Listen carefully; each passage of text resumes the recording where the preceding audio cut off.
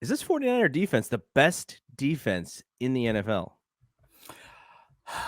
I think so. I mean, I I was just looking as I was waiting for the live stream to start at the stats, and we're right there in terms of points allowed, and all the stats say we look very good as definitely top three.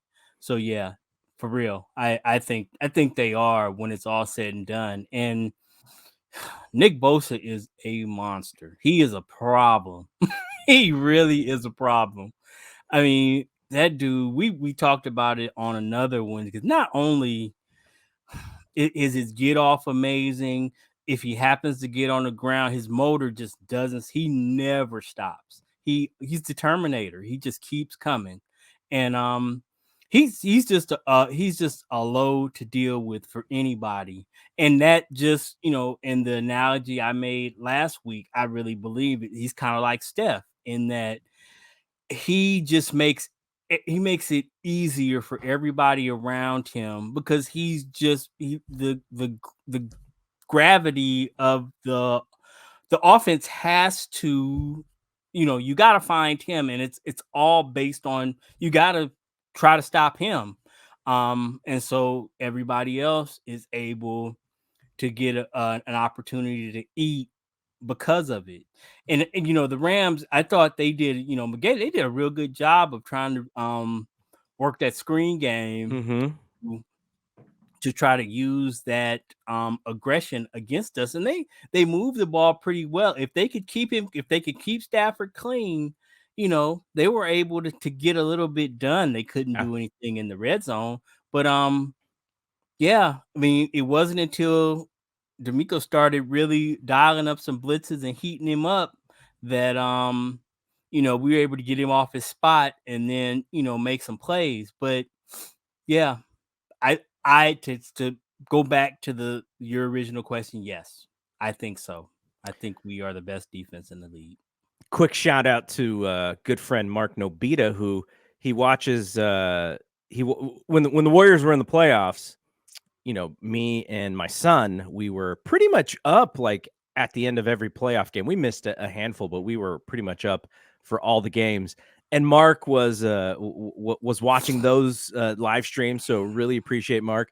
And he checked in last year when the Giants were also in the playoffs. So thanks, Mark, for checking us out. And Mark is someone who I've known for, gosh, it's probably like over 20 years now because our kids, I knew him before my son was even born, and so my son's 22. So his daughter is Wow. like a month apart. They're a month apart. So yeah, so over 20 years. Mark, thanks for hanging out with us.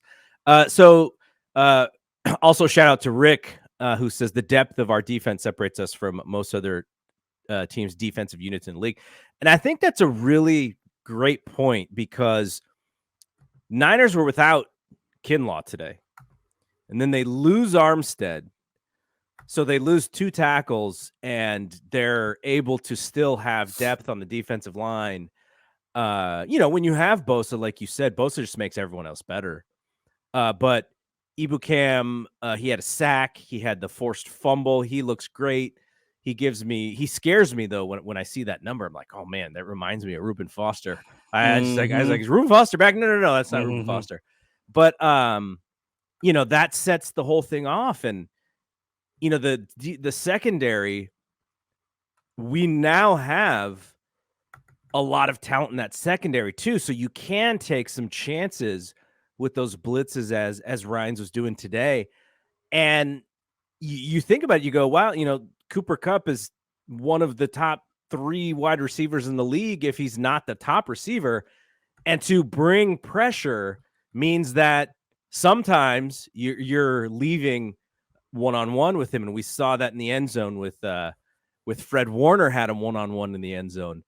And so, whatever he's doing is just fantastic. And we kind of joked about this in the Facebook group, but he's got to be like on top of boards to become a head coach next year. I don't know how much longer we're going to have this guy. He is so good. And like you say, like I was saying, he did such a good job in game making adjustments.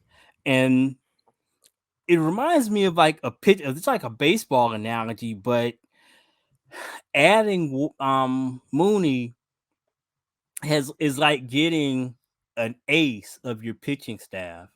And then it strengthened the staff, so you're able to move everybody back one. Mm-hmm. So now Mosley is not your number one, he's your number two. And on down the line. And it just has really made a difference in the secondary.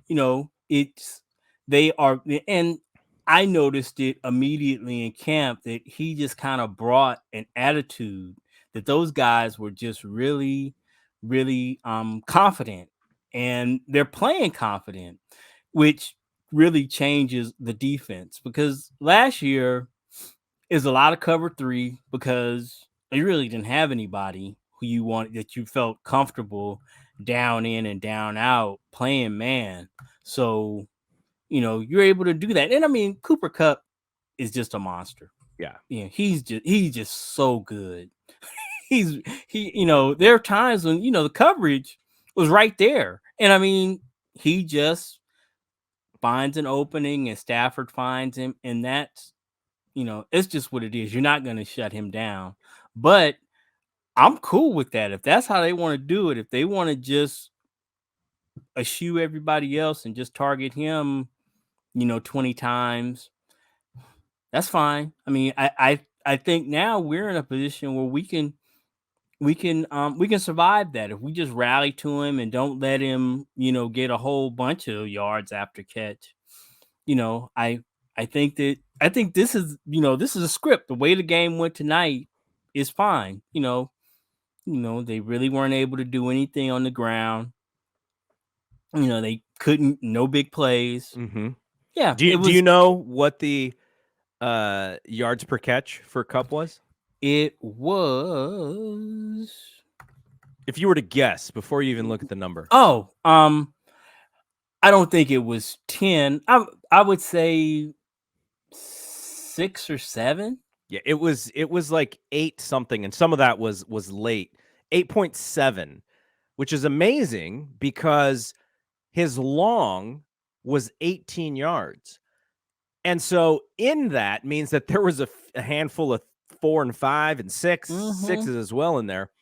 And I thought the best thing about the secondary was they knew. It was almost like, okay, like you said, he's just going to catch the ball. Like, he's got great hands. He runs great routes. Stafford looks for him, more than maybe anybody that I've seen, and still, able to get him the ball. But the second he got the ball, there was like a couple of screens where he picked up a few yards after the catch, but he makes that catch, and those guys were on top of him, and they were not going to let him go, knowing that this is how we have to play them. Like, yep, he may get that, but we can't let him break loose and get the big play. And so I thought that was tremendous. The tackling in the secondary was tremendous. And the Rams, I did not expect the Rams to run the football. Cam Akers, what's up with Cam? 8 carries for 13 yards. Darrell Henderson, who I think he was just recently activated, he had 7 for 27, a little bit better, but by then, the Niners, the Rams were playing catch up by then, by where a lot of Henderson's carries were.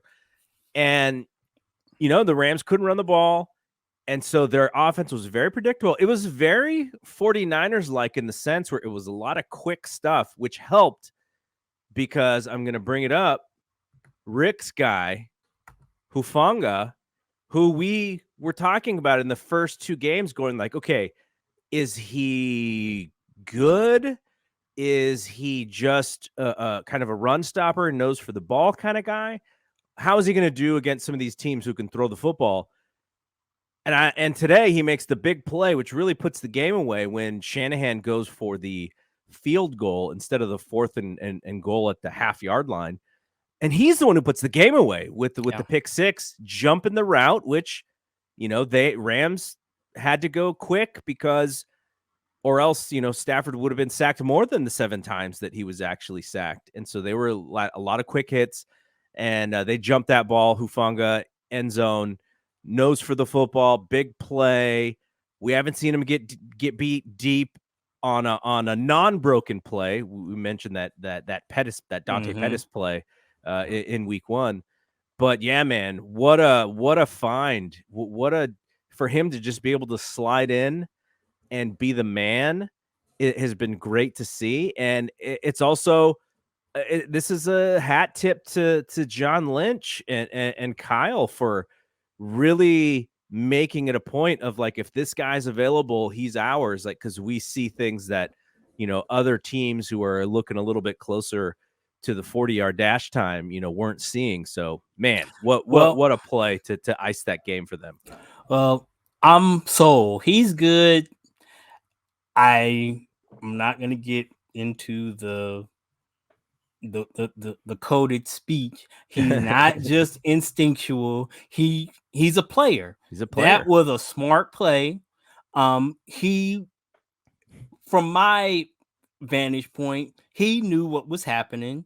They were clearing out, and he jumped the route. It wasn't like it was just an instinctual play. He knew what was coming and played it, aggressively. It was a great play. I think we're far enough along in the season to say this dude, he's a baller. He's legit.